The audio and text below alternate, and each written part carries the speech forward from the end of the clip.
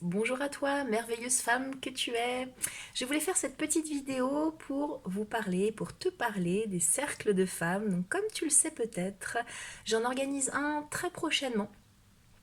Et je me suis rendu compte que beaucoup d'entre vous ne savaient pas de quoi je parlais, de quoi il s'agissait. Alors, en quelques mots, un cercle de femmes, c'est une réunion de femmes, un rassemblement de femmes qui s'assoient en cercle pour parler. On peut voir ça donc comme un groupe de parole. Une personne est là pour euh, comme gardienne en fait de ce cercle, hein, pour faciliter en fait ce cercle. Cette personne-là est également participante, c'est-à-dire que son rôle est tout simplement celui de poser un cadre, que ce soit un cadre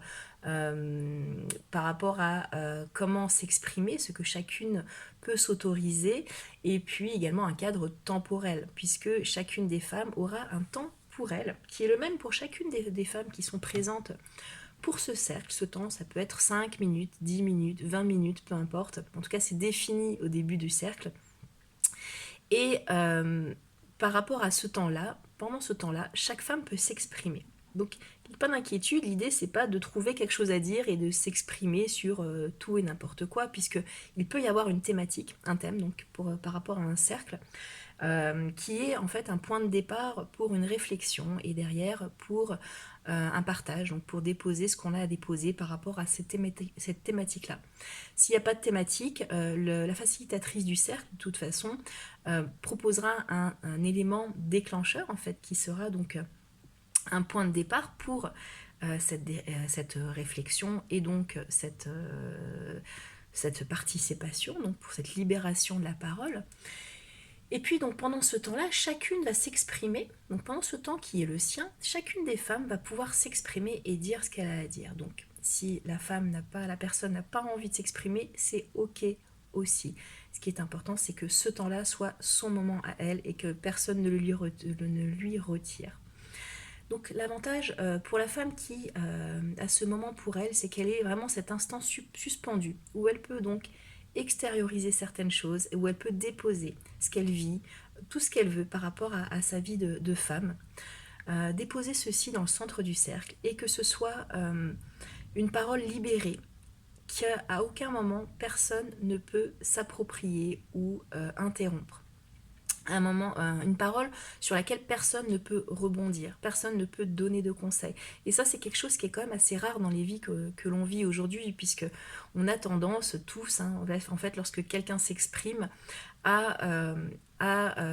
effectivement confirmer, dire oui, oui, c'est vrai, tu as raison, ou à dire non, je suis pas d'accord, ou à dire bah, ah tiens, ça me rappelle quelque chose, à dire ah bah puisque tu me parles de ça, ça me rappelle que, etc., etc. Là, ce n'est pas le cas, vraiment, c'est vraiment un trésor de pouvoir exprimer ce qu'on a exprimé et de se dire personne ne m'enlèvera cette parole, personne ne la reprendra à son compte, c'est vraiment ma parole à moi.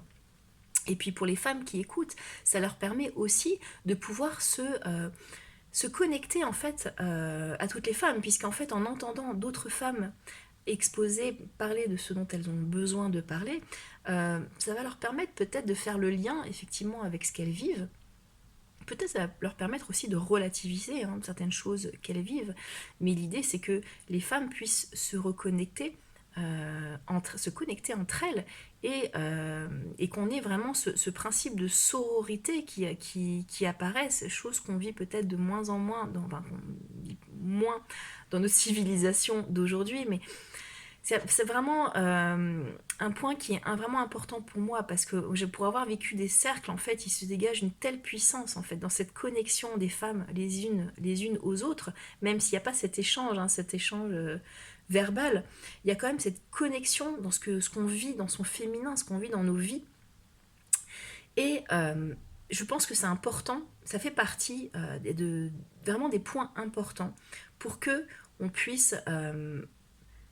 faire revenir dans notre monde, comment dire, faire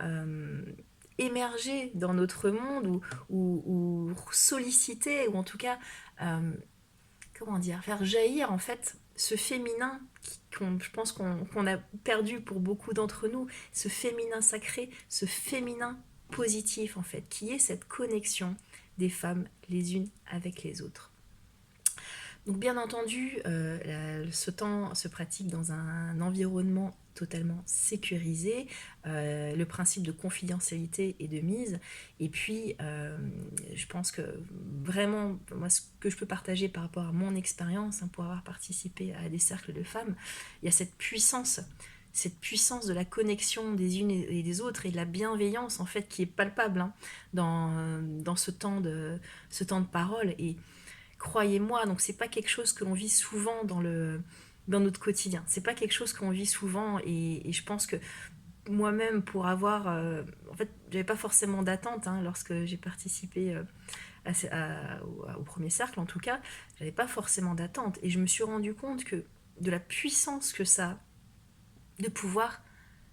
libérer sa parole, libérer ce qu'on ressent, libérer ses émotions et de se connecter, l'air de rien, les unes avec les autres.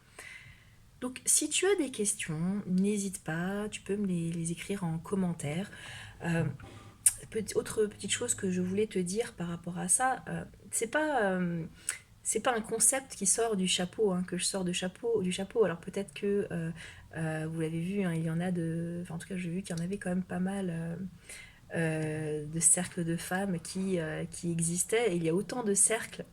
que de facilitatrices, puisque chaque cercle a son identité propre, qui est celle en fait de la personne qui crée le cercle, qui est la gardienne de ce cercle, avec toute sa personnalité. Par contre, des réunions entre femmes, ça c'est pas quelque chose de nouveau, puisqu'en fait de tout temps, depuis très longtemps et dans toutes les civilisations, les femmes se sont réunies en cercle, que ce soit pour partager en fait les activités du quotidien, peut-être cuisiner, la couture peut-être, ou alors pour célébrer certains événements, hein, comme les lunes, enfin, les règles des femmes, les premières règles peut-être des femmes, la grossesse des femmes. On a par exemple les baby, comment on appelle ça, les baby showers, je sais plus comment on appelle ça, donc ces moments où on vit, on célèbre entre femmes cet événement important dans la vie d'une des femmes, peut-être également pour célébrer le mariage à venir, célébrer donc les différentes étapes dans la vie d'une femme. Donc aujourd'hui, ce sont des cercles peut-être un peu plus modernes, mais la puissance, je pense, de cette connexion est là, et pour moi importante, pour moi qui suis quand même très attachée à ce féminin, à cette féminité, et je pense que ça peut être vraiment un... Enfin, moi, en tout cas, ça me tient vraiment à cœur, puisque je pense que c'est quand même un moment assez extraordinaire qu'on vit entre femmes, et d'une puissance incroyable. Et ces énergies féminines donc, qui sont à réveiller, donc aussi bien chez nous que chez les femmes, mais en l'occurrence, enfin chez les femmes que chez les hommes, pardon, en l'occurrence, je travaille en particulier avec les femmes. Ces énergies ne demandent qu'à être libérées et à s'exposer aux yeux du monde, et à prendre leur place. À prendre leur place, non pas en écrasant les autres, les hommes, etc., mais à prendre la place qui est la leur, pour qu'on arrive à une société quand même, à une civilisation avec beaucoup plus de douceur, et qu'on puisse incarner donc toute cette féminité, toutes ces valeurs du féminin qui peut manquer aujourd'hui dans le monde que l'on vit.